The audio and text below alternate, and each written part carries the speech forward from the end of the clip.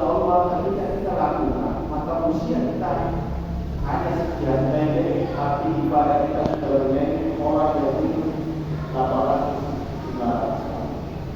inilah lihat dan kita menjadi umat dunia Allah Subhanahu wa taala. Kata Rasul khairat umat itu menjadinya. Kata Allah, kalian adalah umat yang terbaik dari orang yang beriman.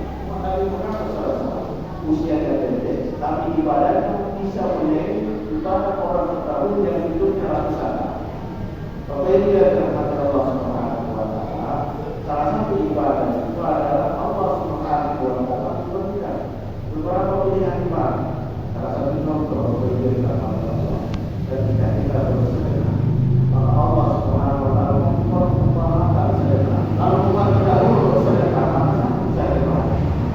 Tapi ketika Muhammad SAW, Allah tahu usia dari Muhammad SAW usia yang pendek, Allah berikan keistimewaan yang tidak sama dengan Muhammad terdahulu. Dia sekali bersedekah kepada Allah Subhanahu wa taala, lalu dari itu perumpamaan orang yang berinfak fisabilillah di jalan Allah Subhanahu wa taala, maka dia seperti pohon yang Allah berbuah 100 dahan. Ya dari 100 dahan itu Allah Subhanahu wa taala berkehendak mengeluarkan 700 dan 700 buah itu Allah mudhaifu sudah 700 dari 100 dahan keluar 700 dan 700 Allah lipat gandakan sesuatu. Maka sekali kita bersedekah, Allah Subhanahu wa taala melipat gandakan pahala sedekah kita itu melebihi dan menandingi usia orang yang hidup bersama. Jamaah yang dirahmati Allah, berarti ini kekhususan dan keistimewaan bulan umat Nabi Muhammad SAW. Yang kedua, jamaah yang dirahmati Allah Subhanahu wa taala, Allah Subhanahu wa taala kata Nabi SAW bahwa siapa saja yang sholat di masjidku, Masjid Nabawi, Masjid Nabi SAW, maka pahalanya itu 1000 kali lipat ketimbang dia sholat selain dari Masjid Nabawi, kecuali Masjid Haram. Artinya kita sholat di Masjidil Haram, Masjid Nabawi, maka pahalanya ibadah yang kita lakukan itu 1000 kali lipat ketimbang kita sholat di Masjid Nabawi, kecuali Masjid Haram. Dan siapa saja yang sholat di Masjidil Haram kata Nabi SAW, maka pahalanya 100.000 kali lipat bukan sholat di Masjid. Artinya bahwa Allah Subhanahu wa taala keistimewaan. Siapa yang nanti dikatakan Allah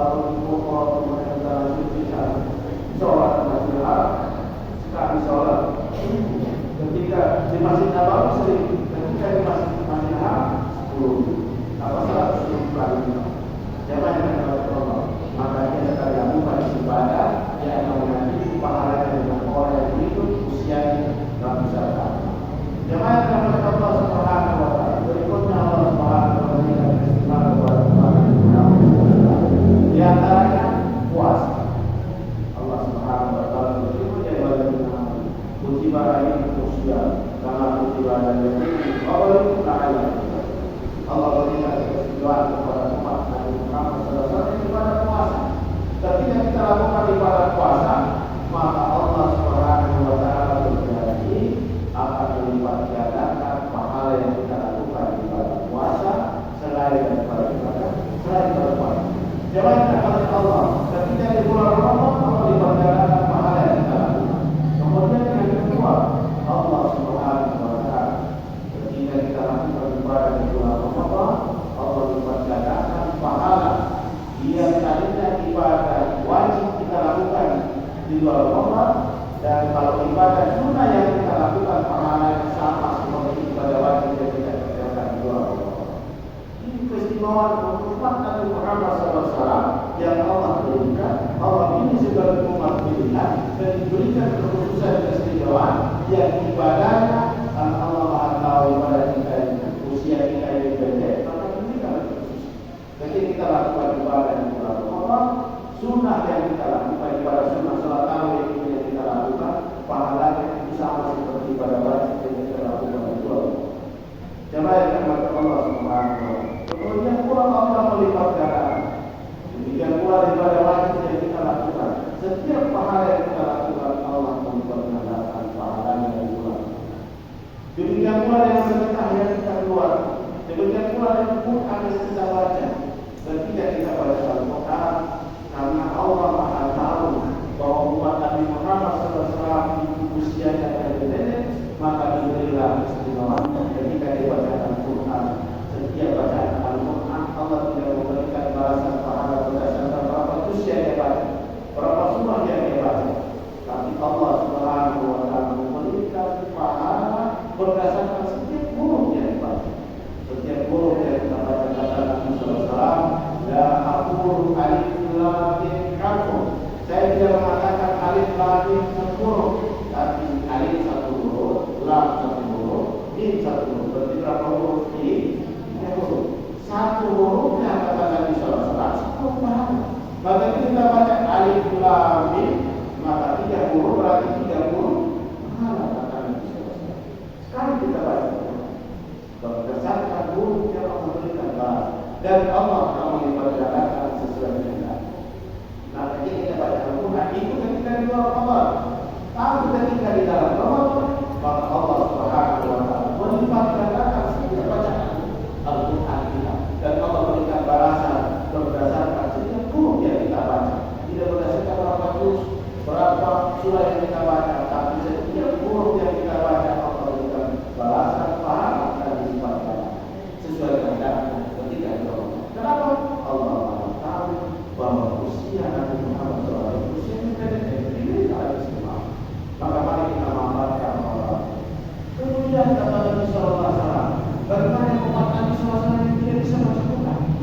Nabi SAW bukan susah Quran, bahwa kalau dia bisa baca Quran, kalau bisa fasih membaca Quran, kemudian usia yang pendek, apa dia dapatkan kesempatan untuk beramal dan pahala dan sama yang dilakukan Nabi SAW berkata, barang siapa yang membaca Al-Quran dengan jelas, dia berhati-hati dalam bacaan Al-Quran, maka Allah Subhanahu wa Ta'ala berikan satu pahala.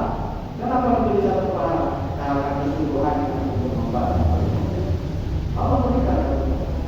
Dan kemudian siapa saja bacaannya bagus, kemudian lancar, kata Nabi SAW, ma'al kirami baru, dia akan bersama dengan para malaikat. Jemaah yang dirahmati Allah Subhanahu wa Ta'ala, maka mari kita mengamalkan Ramadan ini dengan maksimal, dan kita beribadah, lakukan ibadah sunnah, kemudian dengan ibadah wajib, kemudian juga dengan amalan yang dilakukan Nabi SAW, maksimalkan Ramadan, karena Ramadan yang Allah pertemukan hari ini adalah kasih sayang Allah kepada kita, kepada umat pilihan Nabi SAW, dengan sebuah pahala yang dilakukan, ibadah sunnah yang dilakukan di bulan Ramadan disamakan pahala yang sama seperti ibadah wajib yang dilakukan di bulan Ramadan. Kemudian pula ibadah yang dilakukan, setiap ibadah yang dilakukan, baik itu sunnah atau wajib, Allah Subhanahu wa Ta'ala mempergandakan pahalanya. Mari kita maksimalkan, saya dan kita semua maksimalkan ibadah di bulan Ramadan ini dengan bermunajat kepada Allah, memberikan kesehatan kepada kita.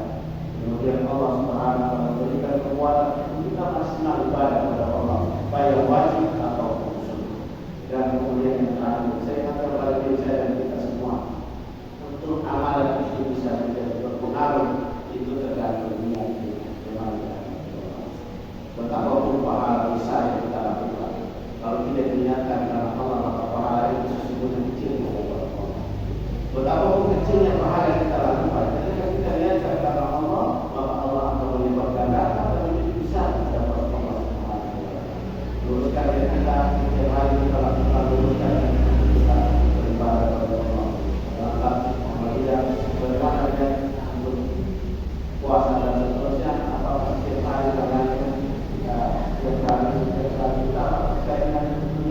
kepada puasa, mudah-mudahan Allah memberikan kemampuan dalam berbagai puasa yang baik dan Allah Subhanahu wa Ta'ala. Kemudian yang kedua, kita sudah rumuskannya, awali setiap amalan kita dengan bismillah. Semoga apa yang kita lakukan menjadi ibadah yang tadi biasa-biasa saja. Sebelum tidur kita baca bismillah.